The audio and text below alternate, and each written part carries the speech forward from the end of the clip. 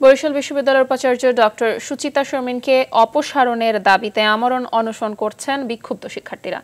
সোমবার রাত 10টা থেকে তাদের এই অনশন কর্মসূচি শুরু হয়।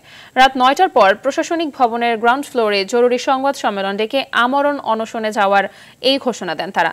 সকালে অনশন কর্মসূচিতে শিক্ষার্থীরা জানায়, আর কোনো সমঝোতা নয়, দ্রুত সময়ের মধ্যে এক দফা দাবি না মানা হলে কঠোর আন্দোলনের হুঁশিয়ারিও দিয়েছেন শিক্ষার্থীরা। এদিকে শিক্ষার্থীদের আমরণ অনশনের সঙ্গে একাত্মতা প্রকাশ করে তাদের সঙ্গে অনশন কর্মসূচি চালিয়ে যাবার ঘোষণা দিয়েছেন বিশ্ববিদ্যালয়ের শিক্ষকরাও। এই ধরনের ফ্যাসিস্ট, অযোগ্য, অনুপযুক্ত ভিসিকে এক্ষুনি প্রত্যাহার করতে, এটা ছাত্রদের যৌক্তিক আন্দোলন। এখন থেকে ছাত্রদের সাথে বাই টার্নস আমাদের শিক্ষকরা সবসময় থাকবে।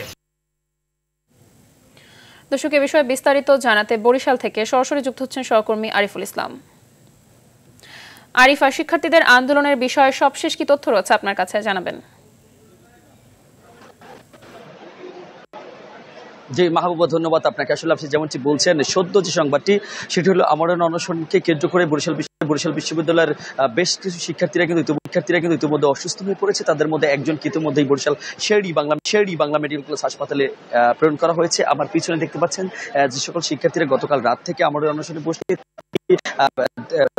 দিনের বেলা হয় এবং আরো বেলা যত গড়িয়ে যায় তাদের সাথে কিন্তু আমরণ অনশনের সংখ্যা কিন্তু আরো বাড়ে এবং এই শিক্ষার্থীদের সাথে একাত্মতা প্রকাশ করেছেন বরিশাল বিশ্ববিদ্যালয়ের যে শিক্ষক যারা রয়েছে তারা, এবং তারা জানিয়েছেন যে পর্যন্ত এই ভিসির পদত্যাগ না হবে সে পর্যন্ত তারা এই আমরণ অনশনে সাধারণ শিক্ষকরাও এখানে অংশগ্রহণ করবে। অপরদিকে আমরা এই ঘোষণার পরপরই দেখছি যে বরিশাল বিশ্ববিদ্যালয়ের যারা শিক্ষক রয়েছে তাদের সাথে কর্মচারী এবং কর্মচারীরাও কিন্তু এখানে অংশগ্রহণ করেছে এই আমরণ অনশনের। পাশাপাশি এর মধ্যেই কিন্তু বেশ কিছু শিক্ষার্থী অসুস্থ হয়ে পড়ে এবং একজনকে বরিশাল বাংলা মেডিকেল হাসপাতাল প্রেরণ করেছেন। আমরা কথা বলেছিলাম শিক্ষার্থীদের সাথে, তারা বারবারই বলেছেন যে তাদের যেই দীর্ঘ 28 দিন যাবত যে আন্দোলন চলছে, এই আন্দোলনের পরিপ্রেক্ষিতে ভিসি এখন পর্যন্ত তাদের সাথে কোনো ধরনের কথা না বলায় তারা কিন্তু এই চলতি মাসের 4 তারিখে এক দফা দাবি দিয়েছে এবং সেই দাবিটি হচ্ছে বরিশাল বিশ্ববিদ্যালয়ের যে ভিসি তার খুব দ্রুত তার পদত্যাগের দাবি করেছেন, এক দফা দাবি। কিন্তু এই পদত্যাগের দাবি করার পরে তারা দীর্ঘদিন আন্দোলন করার পরেই তাদের সাথে এখন পর্যন্ত বিশ্ববিদ্যালয় মঞ্জুরি কমিশন কিংবা বাংলাদেশ যে